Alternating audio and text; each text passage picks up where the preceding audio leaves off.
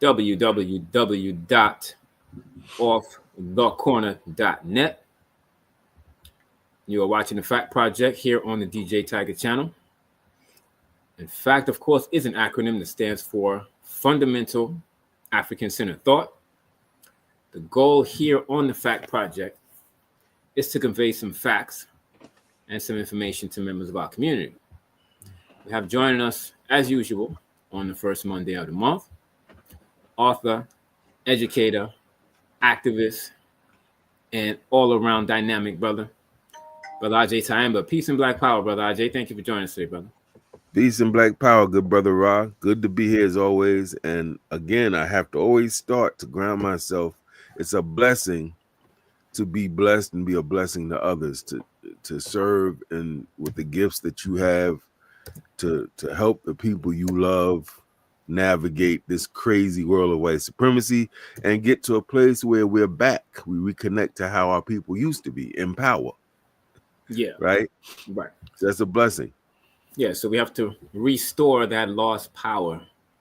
And I say, especially in my book, that we have to restore our lost self-sufficiency. We can begin to get self-sufficient control of all of our basic human survival needs. That's our food, clothes, shelter, education, medication, and self-defense. Then we can really begin to talk about some liberation, independence, freedom, and empowerment for Black people, because that is our concern. Over the weekend, we saw a protest taking place. It was anti-Donald Trump, anti-Elon Musk demonstrations going on all over the world. Not sure if you got a chance to see any of this, but what are your thoughts on the idea of the demonstrations this weekend? Well, there's a few thoughts. Number one, the old saying in the organizing world that the enemy of my enemy is my friend, relative to that issue, of course. Right. So to the degree that a bunch of white people and Europeans around the world are upset and in anguish and in disagreement around Donald Trump's policies and practices, that's a blessing. Keep it coming. I ain't going to stop them. Keep protesting. It's reminiscent to me of historically the 60s and 70s and the largely white student youth-led anti-war movement. That was an important movement, and it was mostly white folk. Some Black people got involved and brown people, but they pretty much were the head catalyst for that, and it radicalized and politicized a lot of people. So go ahead, white folk, get down, get busy, get dirty, get your hands dirty. Raise your voices against fascism. That's what's up. Now, that being said, Black people who are joining these type of protests that are white constructed and white led and white framed have to remember not to get so caught up in the hype, because those of you who have been involved with real protesting know it can be it produces adrenaline. You get hype you're chanting. Sometimes you got music playing, so there's a lot of people there. Please remember, family, when the cops grab on you, it ain't gonna be the same grab they give the white boy. Because when the cops see the white boy, they see my son. They see my nephew. That's my daughter. When they grab on you, they see their former slave. They see somebody that they don't respect, that they despise, and that the president of this country has told them specifically, don't hold back. He specifically said that. So that means that you need to be strategic about am I going to join these protests? And you need to have plans of how to bounce when you need to bounce and all those things. Secondly, we might want to create our own protests. I find historically, Black people do way better when we frame our own resistance. When we're the architects of the resistance, we define who we're resisting and what we're resisting. And we decide, if any, who joins us in that resistance. So I would say, Black people, be cautious about joining. Let the white man, get it in, white folk. That's right. Bang on the system. Let them do that. And you have your own situations that you frame and architect. That's very important, I think. Yeah, now you mentioned them banging on the system. For a long time, Black people in America have been saying that there's something wrong with the system. So from 1619 to COVID-19, we've been trying to demonstrate and organize against the system. If you study the enslavement, the history of enslavement, over 50,000 enslaved Africans successfully escaped from enslavement. There was 280 some odd insurrections of enslaved Africans in the whole duration of enslavement. So that means there was almost a major insurrection of enslaved Africans every year. Okay, so we've resisted from the beginning. We all know what happened, civil rights movement and so forth and so on. And so you said it's a blessing that the white liberals are getting involved. I'm saying they seem to be a little late because we've been on this page for a long time. It was the great Dr. Frances Cress Welsing said, when something happens, especially around racially bigoted police killing of Black people, she said Black people should stay home and the John Brown brigade of white people should come out and get into the streets and protest and get their wigs split open. Do you agree with that assessment? Well, I agreed to it. I'm not necessarily visiting violence on anyone who hasn't done anything to me, so I won't necessarily go there. What I will say is what I said. Let them bang on the system. Yeah, absolutely. Throughout history, there's always been a small minority of, we might say, politically conscious or politically involved whites that saw that the system was corrupt, that weren't part of the system and saw it was corrupt. A lot of the white people that we're seeing, if you look at what I got to see from different parts of the country, and I think I saw something in UK and another country overseas, is that most of these are older white people, not the younger white people, which makes me think this might be white people who voted for this man, who were vested in some of the things he was saying about the economy, about being so xenophobic, or in layman's language, anti-immigrant, and keeping people out and keeping this ours and getting America back. I think a lot of those people we see protesting were invested in a lot of that rhetoric. And now they realize, damn, my home is foreclosing. Well, damn, they're talking about my 401k might not be there, or the stocks are going down, right? So the taxes bracket isn't what I thought. So a lot of these are people who feel duped. Now listen, white people being late to the party, of course, because our interests are diametrically opposed. Of course they're late to the party. Just like we were taught that we're ugly, dumb, incompetent, always late, can't do nothing right. They were told that they were God. They could do everything right. They could do no wrong. Everything they do is beautiful, right? So think of how they were educated. Of course, they're not going to want to listen to a Kwame Ture, a Malcolm X, a Farrakhan back in the 80s and 90s, Garvey. Of course not. They would not only listen, they would be bitter and vitriolic towards such teachings. That makes sense if you know how they were. See, we talk about how we were miseducated. They were miseducated too. That's forget true. That. That's true. When they come out as children, they don't know who's superior, who's inferior. They don't know about men are better and women are not. They're taught that. Right? So that means their miseducation sets them up to falsely believe that they're that Europe's the cradle of humanity. Right. That Europe is the cradle. That's all false teaching. But we have to. I'm not saying we forget this, but we need to understand their conditioning. Right? Why are they the way they are? So we should expect. You know how many times I told people in my life, if I were you, I wouldn't do that. Right. If I was you, I would rethink. If I was you, I would feel. I think you shouldn't. This person. It was and then later, it was like, yo, he was right, yo. Have you had that experience? Oh, most definitely, yes. We've all had it, right? So look, that's a basic human thing. Sometimes people just don't see it like you see it at the time. That's true. And sometimes people have to get fire on their behind before they realize, oh, he's right. This is hot. Yeah, yeah, That's just human nature. We can be very stubborn in that way sometimes, and we can be very suspicious and cynical with each other. So yeah, white people were taught not to trust black people. They mm, were taught that we're their enemy, and this, and that. And the truth of the matter is, they are their worst enemy.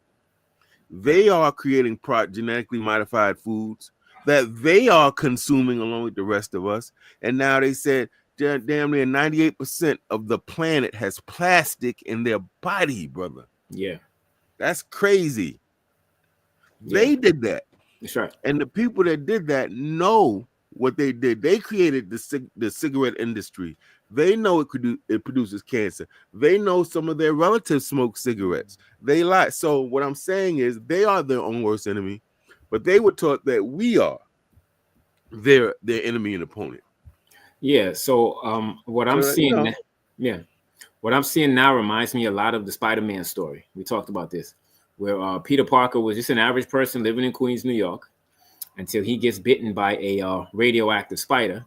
And then he realizes he can walk on walls and shoot webs from his wrists and swing through the city, not really thinking much of it. Of course, that's some new experience for a person, but he's walking down the sidewalk one day and a criminal does something, robs somebody or whatever. He's running down the sidewalk and he's about to run past Peter Parker.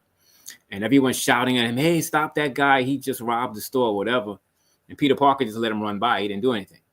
That same individual remained free now to rob or harm a member of his family, which is how he ended up becoming Spider-Man.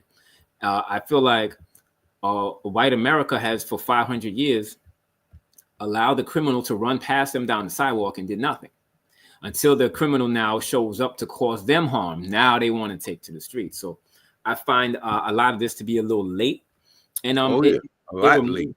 it reminds me of 2017 when Charlottesville happened and the right took to the streets with tiki torches saying you will not replace us, and it ended in violence. You remember that?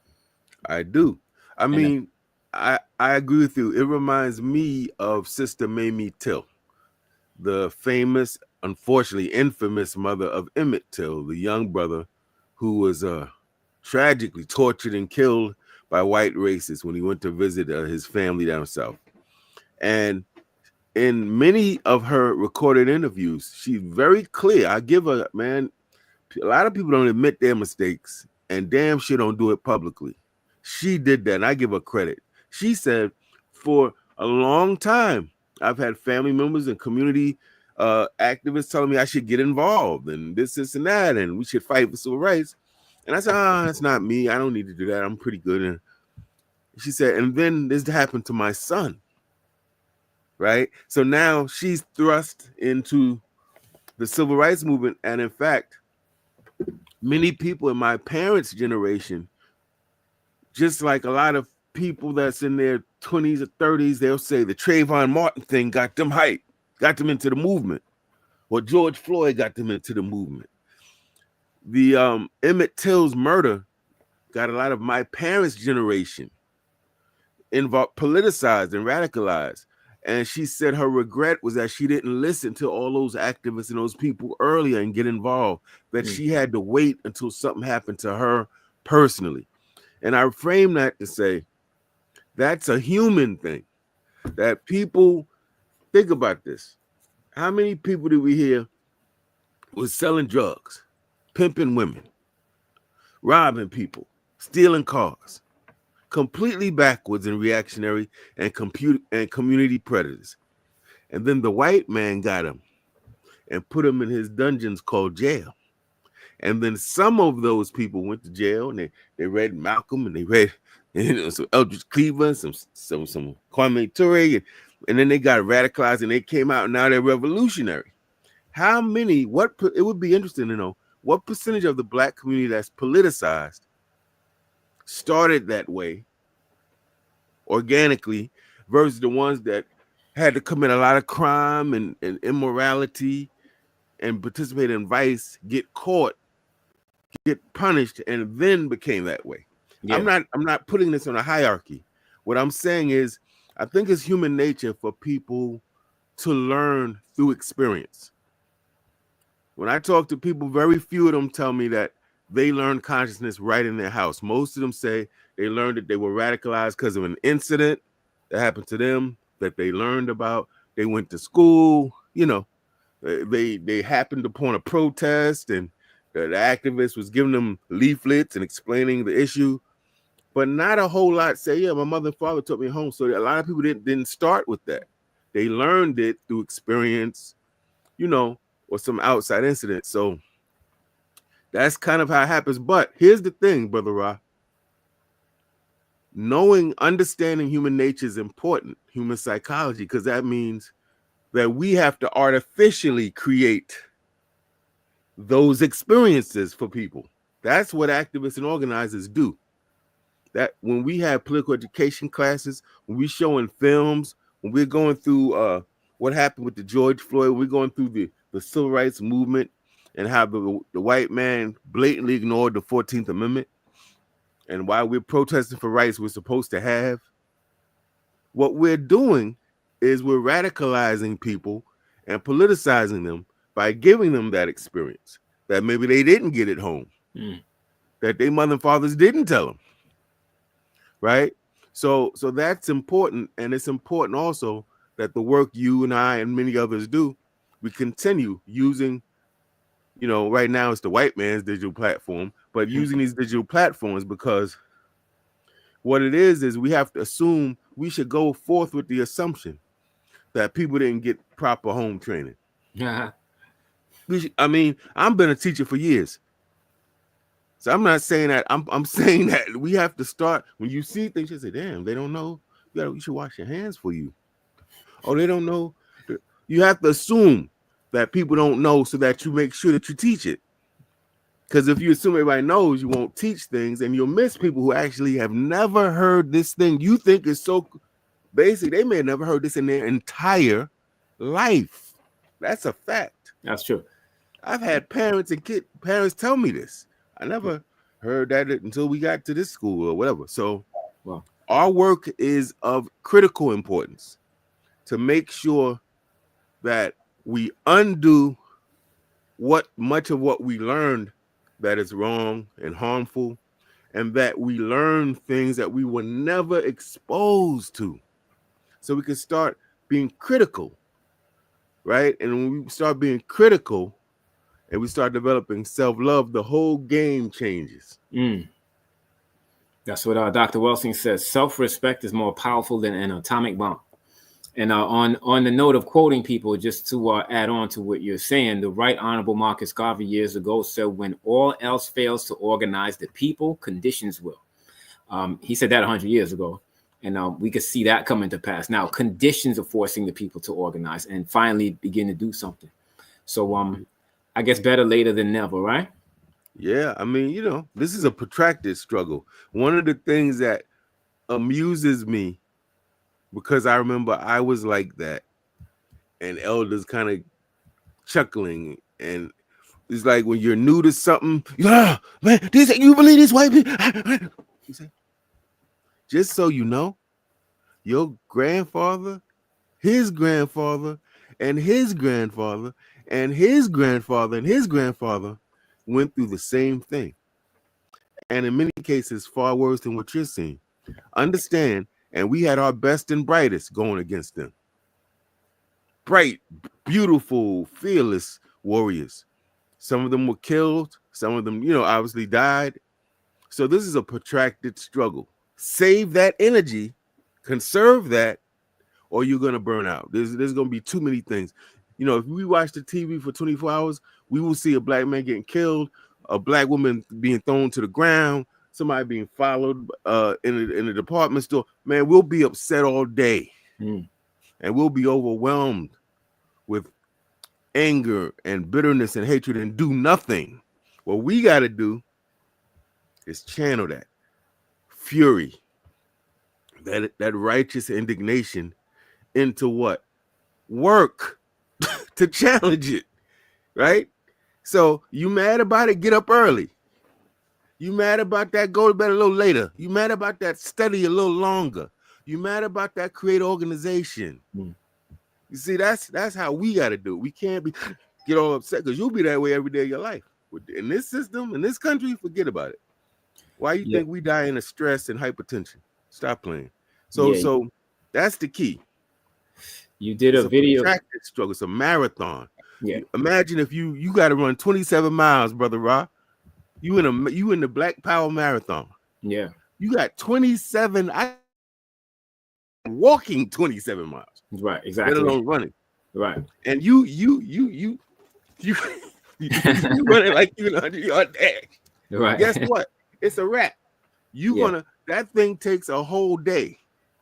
You're done in less than an hour because you didn't understand what you were in. This ain't a sprint, it's a marathon. Right. That type of energy don't work here. You'll be burned out, you'll be in the graveyard, and the white man will still be brutal and racist and whatever he's doing. We have to look at it as what it is. It's protracted. So what does that mean? You notice they run so slow. Why they running so slow? Well, they running slow because they know they got 26 more miles to go. Right. And they got to save that energy. So that's why I'm saying, I'm gonna keep coming back. The work we're doing with this political education, people are sleeping on it, brother Ra. People are anti-intellectual. We got people talking about, well, yeah, we don't just talk. We don't just philosophize. Well, maybe you should take those things more importantly. Because to my knowledge, and I could be wrong, outside of the incident where Malcolm went to the police precinct and wound up suing the police precinct over the beating of his Muslim brother, he wasn't an activist the way we understand. He was behind the rostrum. He was dropping knowledge. Dr. Clark, to my understanding, he created the African Heritage Studies Association with my Jigna, Dr. James Turner, and others. But he wasn't knocking on doors, calling people, having weekly meetings like that. He wasn't an activist, nor was Dr. Ben, nor was Francis Cress Welsing or Ivan Van Sertima, and I can keep going. My point is, let the scholars teach and leave them alone. Don't put these artificial definitions of you can only be revolutionary if you're out in the streets feeding people. We need to stop that, and we need to understand that every revolution began with political education. So the people know, why are we fighting? Who are we fighting? What's the benefit of fighting, and how should we fight? That's very important. And so the work we're doing, brother, this is a game changer. It is. Yeah. So you did a video recently on Harlem Liberation School. If I could steer everyone in a direction, I would say go visit Harlem Liberation School. Subscribe to that channel. A lot of good information coming out of that channel. But you did a video recently on the objectives of the Black Liberation Movement. Now, before we even get to the goals and the objectives of the Black Liberation Movement, my question says, do we have a Black Liberation Movement right now? Because I watched maybe 6 minutes of the demonstration this weekend. I heard no mention of reparation, no mention of gentrification, no mention of redlining. The word black wasn't mentioned at all. So do we have a Black Liberation Movement right now? Yes, the point you raised, man, is one of the points that undergirds that video. I'm getting frustrated. I can't count how many Kwanzaa events I've been to in my life, good brother. How many Pan-Africanist, Black nationalist organizations, rallies, meetings. Some I've conducted myself. Many I've attended from others. And there was a time where you didn't leave that meeting and you heard Black power. You heard the word power. You heard liberation, freedom, white supremacy, right? In different ways. You can go to some of these meetings now, some of them, not all of them, and you won't hear that. And the point is, yes, there's a Black liberation movement. Of course, there's organizations that are clear, fighting consistently, doing that hard, not glamorous, sexy work where everybody sees it and can clap, behind closed doors, meeting with people, trying to build capacity, trying to create curriculums, doing that underground, that key work that others will benefit from, right? But we don't know them, we don't see them, and they are not as numerous as they used to be. I think a lot of with Trump's election and his repressive sort of tactics and policies, quite a few people who were formerly spokespersons and involved in Black Power sort of activity have gone missing in action. Some of them are missing in action, we have to assume, because they said, okay, we're going to plan clandestinely. We're going to do what we're doing secretively. And some people got scared, brother, and bounced. Let's be clear.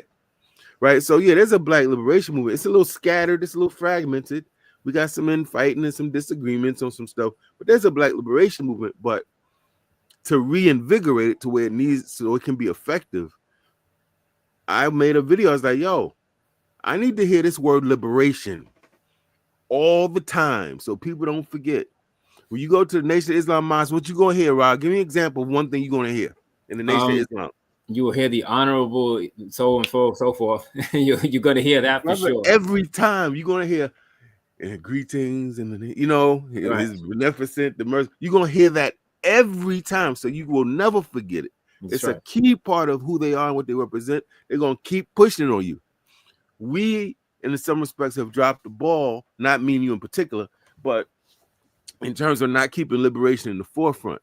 And the problem, and we have to do that now because we suffer from CRS.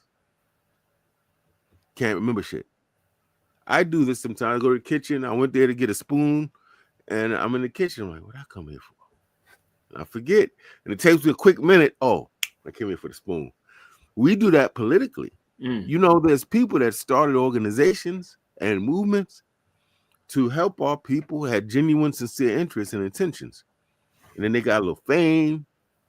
They got a little money, some products, some merch they had. They got some attention from the opposite sex. And they forgot why they came, brother. Now they're going to the meetings because they saw a shorty there that was checking them out the last meeting. They want to see if she's going to come to this meeting. That ain't why we used to be there. Right. I want to show up the new shoes. I want y'all to see these. Look at these shoes I got, man. These joints is sharp. No, that's cool, but that ain't why we're here. And we forgot that. And so the video is saying, what's the objective of the Black liberation movement? Our predecessors were so sharp, they said, to make sure that these people don't forget, we're going to put it in the actual title of the movement. The objective is Black liberation. So whether you're talking about Garvey, and I also made the point, I'm not one of these idol worshipers. I'm not just going, the Honorable Marcus Garvey or Malcolm just to say it. I rock with them because of their ideas, because their ideas, I believe, will lead us toward being empowered, self-sufficient, have self-determination, be self-governed, and have the own apparatus we need for a nation. That's why I rock with them. Yeah. Now, so I was saying people need to remember to remind people, I'm a nationalist. This is what that means. This is how that's expressed. These are some of the key people that articulated or embodied nationalist or Pan-Africanist ideas. And this is designed not to have parades, right? Not to make nice posters, not to just have these events. We want to be free. We don't want to be under the control of not just white people, anyone but ourselves, right? And that has to constantly be drilled in so people understand, oh, okay. Remind people, because it's easy to forget. I just told you I go in the kitchen, forget why I went there. So imagine a whole movement. Yeah, so that's what it's at the core. That's what it's about. Yeah, I want to read this into the record. I think this is important. I'm glad you said that there are a lot of Black and African-centered organizations out here doing the off-camera, non-glamorous work. I count Simo Tap among those. Clear the Airways Project. There's any number of groups across the country. But the term benign neglect, are you familiar with that expression? Somewhat. Okay, so I'm going to explain here. It says benign neglect was reportedly coined in 1969 by Daniel Patrick Moynihan, advisor to U.S. President Richard Nixon, who recommended this policy with respect to the issue of U.S. racial strife. Now, when they say racial strife, they're talking about Black people, right? And so what is the objective? So benign neglect is a policy or strategy of deliberately taking no action concerning an issue. And so our issues are deliberately ignored, and the system is deliberately not taking any action. You mentioned there's a lot of Black organizations nationwide. The concept here of benign neglect, especially back in the late 60s, civil rights movement is over, Black power movement is starting up. And anytime there was a demonstration or you saw Black people getting washed down the street with water hoses, this was on television. And so this new policy of benign neglect was to not mention it at all on the television. Don't mention it at all in the newspaper and just act as if it's not happening. This speaks to what you just said, that there's a lot of Black organizations out here, but they're not getting any press because of this same policy of benign neglect. I believe this is still in effect. Now, understanding what that means, do you still think we're in a situation where we're dealing with benign neglect from the elected officials, the media, the system, and so forth? Yeah, selectively, the media certainly is very present when we acting ratchet and backwards. They'll always be around when we acting crazy. But when it comes to sort of highlighting our brilliance, our beauty, our captivating oratory, our beautiful poets, our musicians, our beauty, that they will tend to neglect.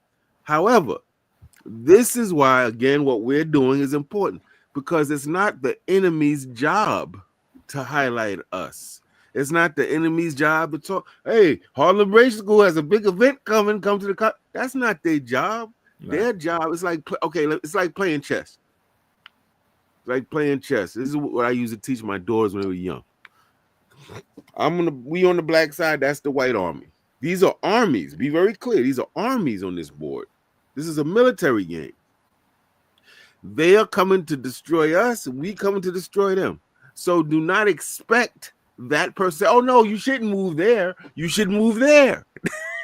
Right. Don't expect that person. Oh no, I'm not going to take your queen. No, that's their job. And if we see it that way, it will eliminate a lot of illusion. We shouldn't look to them to cover our stuff and to treat us fairly. That's what it is. That's why we have organizations and our own media outlets. Black Liberation Media is one of them. They do a really good job. What you're doing is a really good job. You know, we have to create those independent structures to have that type of balance, so that on our side of that chessboard, we got shooters too, fam. We clapping back. Right? As opposed to we expect them to clap for us. If they clapping, they clapping at us. And yeah. I think history proves that. You always have a few white people, I mean a real tiny minority, that actually get it and hate oppression from their ancestors. But it's a very small minority.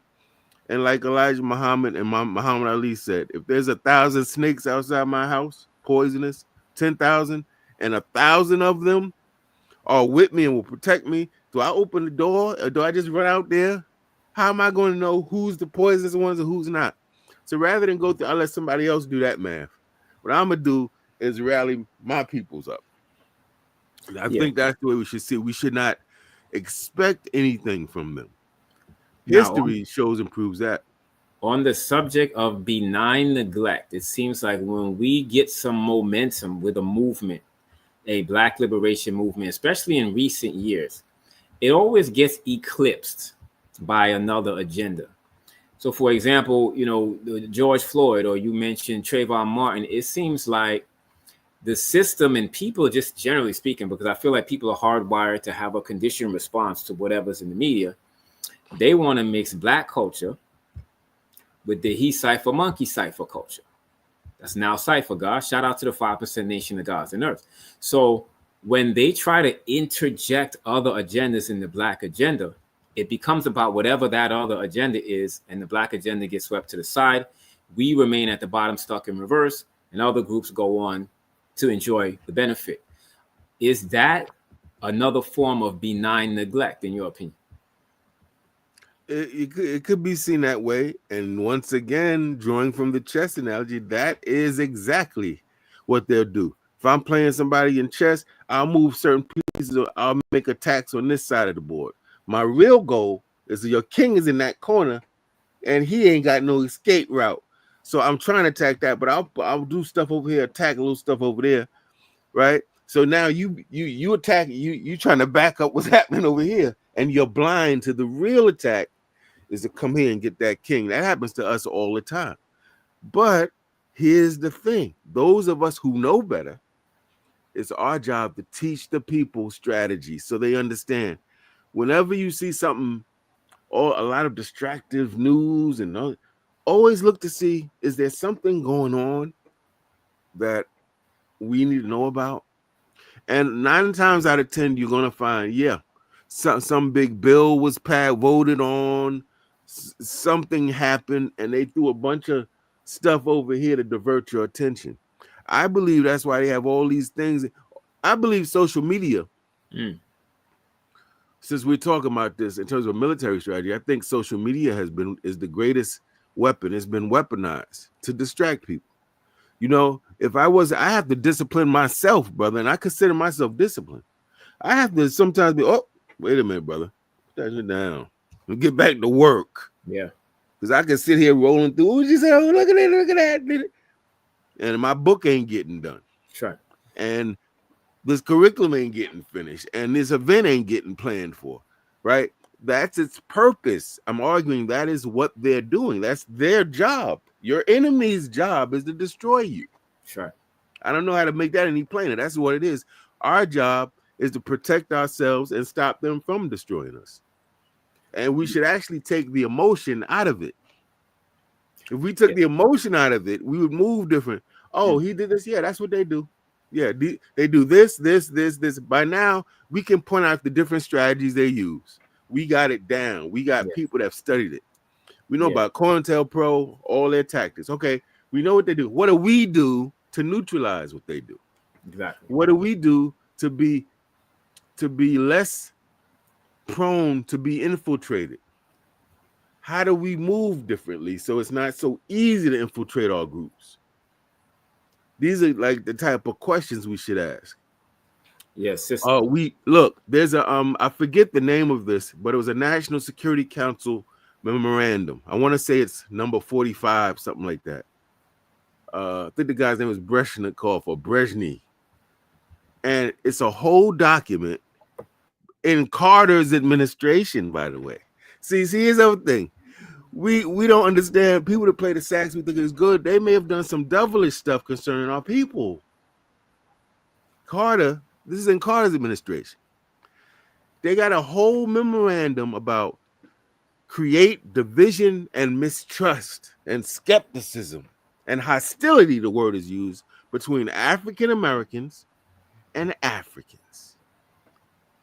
Make sure that the movements on the continent of Africa that are radical and revolutionary never connect with the movements inside the borders of the United States that are Black liberation, Black power oriented.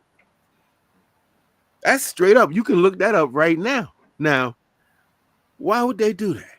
Well, because they know that if those two forces merge, African nations got the land, the military, the economy, the natural resources. We got maybe some intellectual stuff going on. We got some movement capacity. We got bodies. If you put that together, it's a wrap.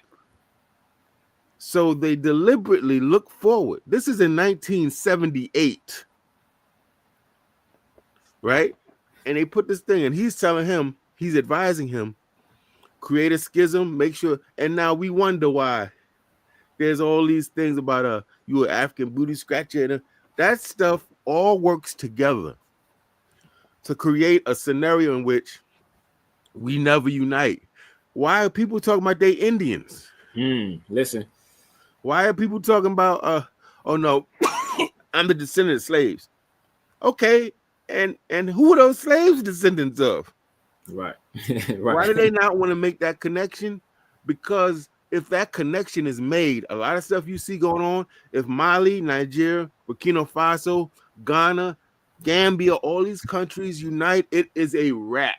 That's right. Africa got 65% of the farmable land in the world. The world.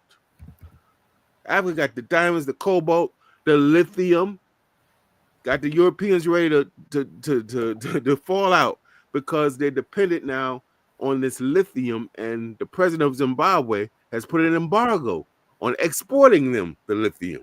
Wow, see that? See, so if these African countries know who they are and rock in terms of a Pan-Africanist framing, and we connect with them and say, I ain't no African. You better not call me no African. I'm Indian. Right. If we get that together, it's a wrap, bro. It's a wrap. Yeah, and I want so, people to watch and really put your head around that. Think about that. This is just a spin off of what you're saying. Not sure if you're familiar with the expression astroturf. We know what astroturf is what they play soccer on. It's the fake grass they sell, they play football on and so forth. But an astroturf movement or an astroturf group is a whole nother thing, and it's created to be a distraction. I'm glad you mentioned American descendants of slavery. Or there's another group that was a spin-off off of that, a splinter group, Foundational Black Americans. Their narrative is very divisive. It divides Black Americans from Black Africans. They came out the gate swinging, saying that Pan-Africanism is dead and who shouldn't get reparation. Brother Agyei, when you ever seen a movement of people campaign for something and immediately come out and start talking about who shouldn't get whatever benefit they campaigning for? That's a rhetorical question. Don't answer that. So astroturfing is the use of fake grassroots efforts. I need to emphasize that expression right there. It's the use of fake grassroots efforts that primarily focus on influencing public opinion and typically are funded by corporations and political entities to form opinions. So a lot of these groups that are being a distraction to us, we talked about benign neglect, but a lot of that benign neglect is coming to us by way of this concept of astroturf. A lot of these fake groups that are out here trying to steer our opinion in a certain direction. And the red flag goes up when they're trying to facilitate disharmony and disunity among Black people. What are your thoughts on this concept of astroturf? I think it's a new word for something that's been going on for centuries. Yes. Kwame Nkrumah called it neo-colonial leadership. The people that look like you come from the neighborhood, know your slang and culture and your sensibilities. Right. And project themselves as working on your behalf, but really they're getting paid from your colonial oppressor. That's right. It's the same thing. It's just a new name they came up with. But yeah, it's the same thing. And I should tell people by now, when you see people just pop up, think of all the people that's successful. We're not going to talk about the politics. Jay-Z, we're not talking about his politics, but he's a phenomenal hip-hop artist. Did he just start yesterday? No. If you go back in time, you're going to see that man was doing that since 96 at minimum. Not even. He goes back to 80 right, something when with jazz. He wasn't known. He was a teenager. Right? Okay. If you look at anybody playing football, these NFL dudes, they doing that in Pop Warner football as little kids. That's right. All the people gymnasts, they doing that at 4 and 5 years old. The music artists, Beyonce, we can see as a little teenager, little girl performing, getting ready for her career. The point is, we should know by now that people that are excellent at something and that are driven by something, you're going to see evidence of that. Typically, some people are different. Some people, Patrick Ewing, I think he got into basketball really late. But most people, you're going to see evidence. That means when people pop up, you ain't never heard of them. They ain't never was at no rally, at no protest, forming no movement. Very few people can vouch for them. They ain't got no resume receipts and references. You should assume, should do your research, but you can assume something there is a little fishy. Yeah.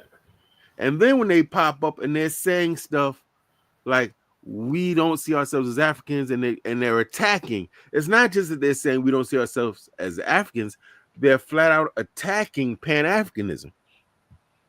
Now, Pan-Africanism, family, has a history that ain't just pop up. Okay, Edward Wilmite Blyden, That's right. Henry Sylvester Williams. C.L.R. James. This goes back 1800s, family. Easily. This ain't no pop-up shit. Easily. You can trace it, you can critique it, but it has a history. You can see the people who advocated for it, what they achieved, what they did, what they supported, right? And these people are attacking it with very weak arguments. That should raise an eyebrow. Well, why would they be attacking something that's basically saying we want a free and unified Africa, and we want to be all of the members of the African diaspora work as one? Why would you attack that? Of all the things you can attack, you could be attacking Donald Trump, fascism or neo-fascism. You could be attacking this violent and harsh anti-immigration policy. There's a lot of stuff.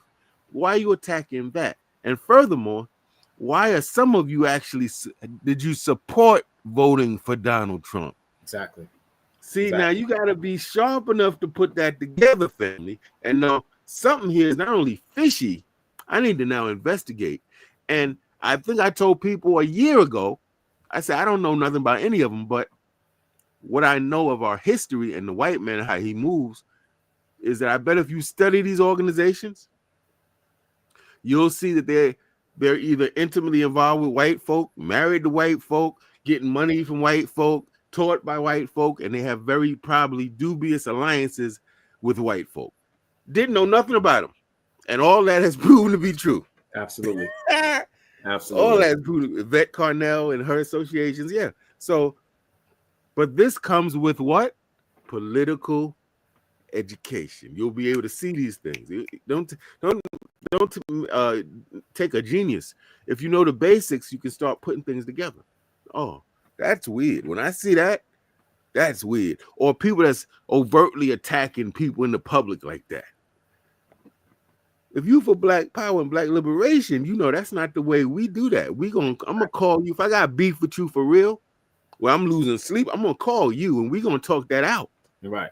And we're gonna rock together or we not, but I'm definitely not gonna be in the public calling your name and dissing you like that. There's a way we do things. So when I see that behavior, I say, that's reminiscent of people that we know are informants, snitches, and agent provocateurs sent to cause calamity, right? So that we go do something foolhardy and wind up locked up, lawyers' fees, and we out the movement. That's or right. We shot down, and the media could say, oh yeah, Agyei Tyehimba because he was advocating A, B, C, D, E. He did this because this guy told him to go and take over the Statue of Liberty, and like a Dumbo, he did it, and he's dead. That's what agent provocateurs do. But that comes with political education. I'm gonna keep hitting y'all with that because that is foundational. You can't do if you don't know. You got to know certain things. Then you know you can see it coming before it happens. Absolutely. So I want to give a shout out to Sister Brenda in the chat. She said we must make sure that we are not guilty of neglecting ourselves, our people, or our movements. That's important. Now, Brother Agyei, in the time that we have left, I want you to highlight, if you would, what are some of the goals of the current Black liberation movement? What should those goals be? Yeah, I think a lot of them are historic. Go back. One of the goals is we want to be safe. And when I say safe, I mean psychologically safe, emotionally safe. We want to be physically healthy. We want to be eating good foods that don't have poisons and we want to breathe clean air. And we want to be safe from attacks by people who don't like us. It means that we want to be economically strong. We want to be working in the jobs of our choice, in the industries that we like, using our gifts and talents. We want to have the education that empowers us to do so. It means that we want to control the economics of our communities, the politics of our communities. And if you ask me, because there's different variations, I take nationalism very seriously. And the root word of nationalism is nation. That's right. So for me, it means we see ourselves not as this loose assemblage of bodies that just happen to look the same complexion, but that we constitute a nation of people with a distinct language, distinct cultural customs and a history, and that we have territory, land that we control and regulate, and that we are able to then do international trade. We're able to represent ourselves globally. We don't have to have some other nation representing us. So if the brother Ibrahim Traore from Burkina Faso said, "Hey, Rollo, we like what you're doing. We want to send you $1 billion," couldn't do that possibly, because you're an individual. And if the U.S. government got wind of that, because they got beef with Burkina Faso, right? Because they broke off and created their own organization, you may not be. They may freeze that money. But as an independent nation, you can move differently. You're not under. It's like you're living in somebody's house, calling yourself independent. That's why our parents told us what, Brother Ra? Oh, word, you don't want to. Our parents were clear. Oh, you don't want to do ABC? Oh, okay. Well, then you need to get another place. Right. Love you, but there's only one king and queen here. Y'all are kings and queens in the making, right? But if you can't go by these rules, then you need to get a place and you set the rules. It's the same thing globally. So those are in essence what we want: sovereignty, self-determination. I don't just want to wear African clothes and change my name. I want to be African in the sense that I have a community that I'm part of, that we govern our own military, our own banking and credit unions and all that, agriculture, everything. Okay, so you talked also recently in a video about the Sahel states in Africa and the importance of that as it relates to Pan-Africanism. What can you tell us about that? Yeah, man. So if people go back, look up Kwame Nkrumah, they'll see that there's a whole line of Pan-Africanism. So Kwame Nkrumah was born in Ghana, but he comes to the United States to be educated. And when he comes to the United States, he lives where? In Harlem. And when he's living in Harlem, guess whose writings and teachings he learns about? Marcus Garvey. Of course. He becomes so enamored with the teachings of Marcus Garvey, having read that Philosophy and Opinions of Marcus Garvey, that he goes back to Ghana, infused with this idea of, I'm a Pan-Africanist. We must have a liberated Africa, united Africa. That ain't start with Kwame Nkrumah. He got it from his predecessor, right? Now, Kwame Nkrumah and other people in Africa have the Organization of African Unity, which is a Pan-Africanist organization. And they're talking about these ideas. Then you got the African independence movement. They're talking about unifying Africa. And then you got certain people like Thomas Sankara from what was then called, what was that, the Upper Volta? And he changed the name to Burkina Faso, land of upright. Listen, upright men. Upright men. Not whores for money men. Not whores for attention men. Not going to tell people what they want to hear men. Upright men. Right? Thomas Sankara sets a standard. Reduces the salaries of the government officials. Makes sure they're wearing traditional clothes. Bans them from getting these exorbitantly priced European cars. So now when we look at Burkina Faso, Ibrahim Traore, he's continuing and building on the work of his great predecessor, the first prime minister or president of Burkina Faso, Thomas Sankara. Thomas Sankara would be so proud of what he would see in Burkina Faso. It's all Pan-Africanism. How do we know it? He kicked the white man out. He kicked the French out. He got away from this organization called ECOWAS. He got away from them, started their own organization, Alliance of Sahel States, with Mali and Niger. They have a pact that they're going to protect each other militarily and economically. He's creating infrastructure in the country. He created banks, their own things. They're becoming more and more self-sufficient. And he's also put it out that he's welcoming, that he acknowledges the lost sons and daughters and cousins of Africa. Hello, that would be us.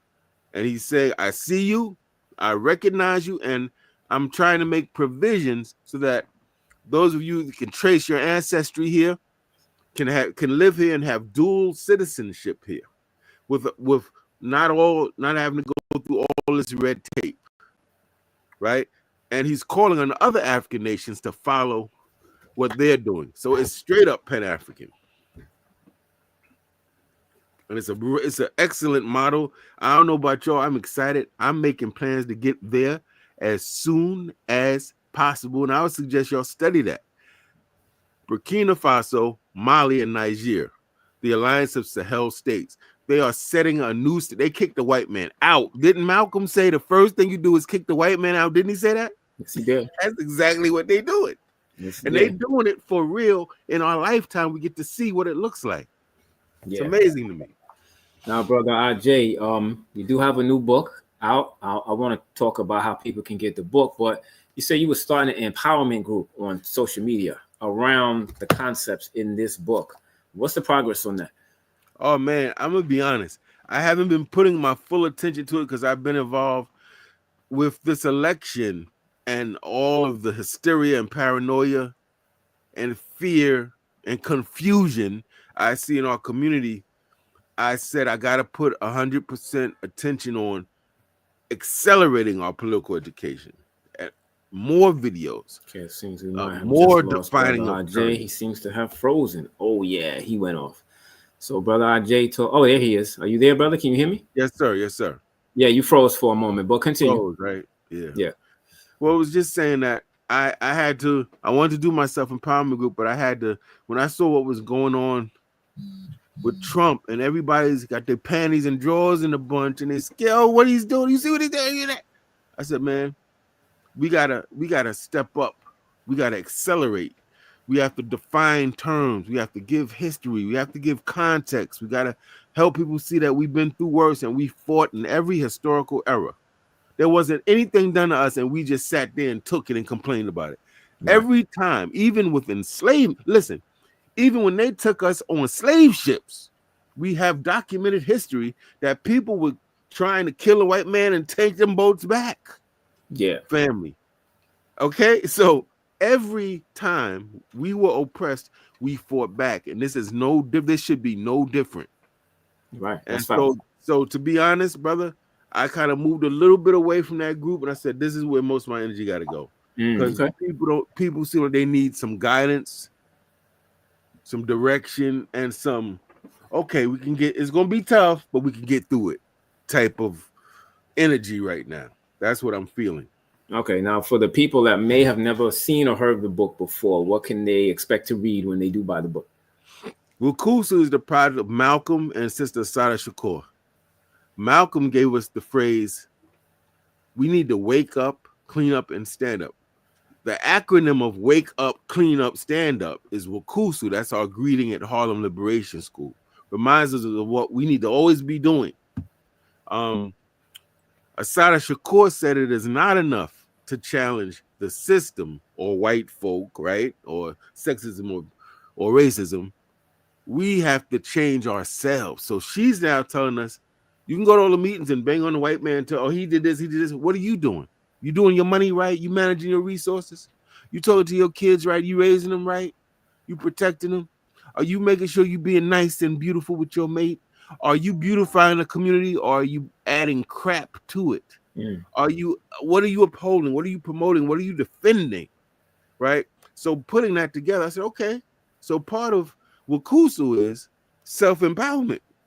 And you don't hear revolutionaries talk about self. They always talk about that out there. So I said, this book now is teaching us how to overcome our fear, how to stay focused when you're trying to scroll all day to the point your thumb ready to fall off.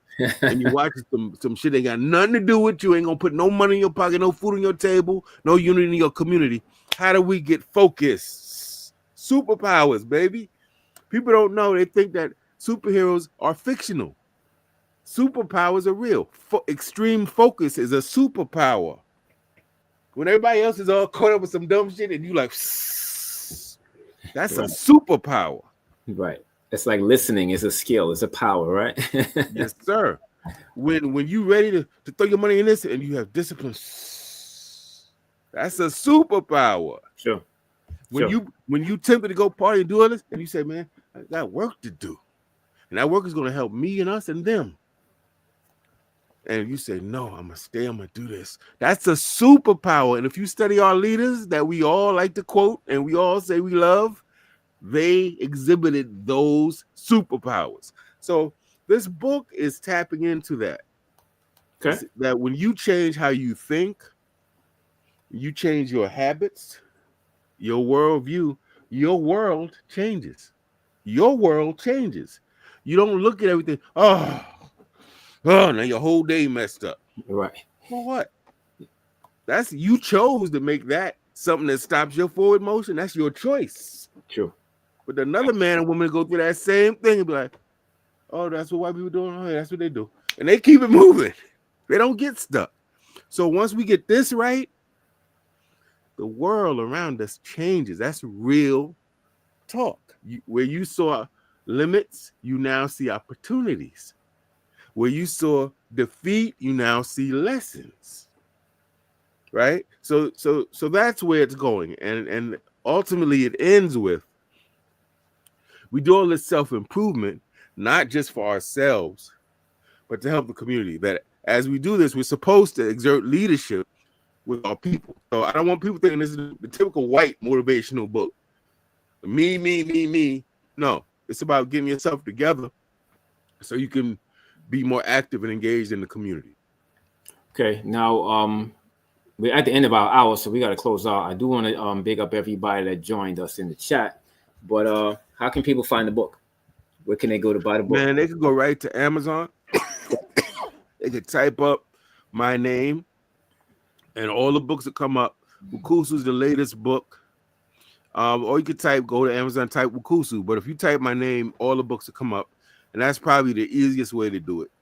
Okay. If you type Wukusu, the book, it'll come up all over the internet too. Nice. But it's a good one. It's not a long read. It's a short book, relatively.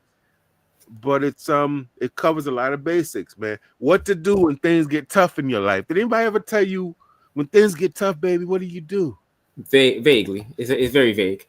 if you got any advice around that at all, right? What's the advice? So it gets into a lot of really core life things that we all have to deal with. Okay, so everybody go to your searches and put Wukusu. It stands for Wake Up, Clean Up, Stand Up. WUCUSU, a self-empowerment handbook by author, educator, and activist, Brother Agyei Tyehimba. Can I just shout out a few people real quick, Brother Rob? Go ahead. I got the Queen in the building, Sister Brenda. I got AC with Ursula. That's a big supporter of the work that our brother Knowledge Born Our Lives doing. I want to salute her. See my brother Mansa. We call him Chief in the movement. He's called Chief. The brother's living in Sierra Leone. He celebrated a birthday yesterday, so we're gonna clap up for the black man. We hope that he had love and light and leisure and relaxation, man, because we need that in our lives, black men. Just like black women, we gotta have what we call wellness. We gotta take time for ourselves too, so we can be there for each other over the long haul. And DJ Tiger, man, keep playing that beautiful music, black man. We love it.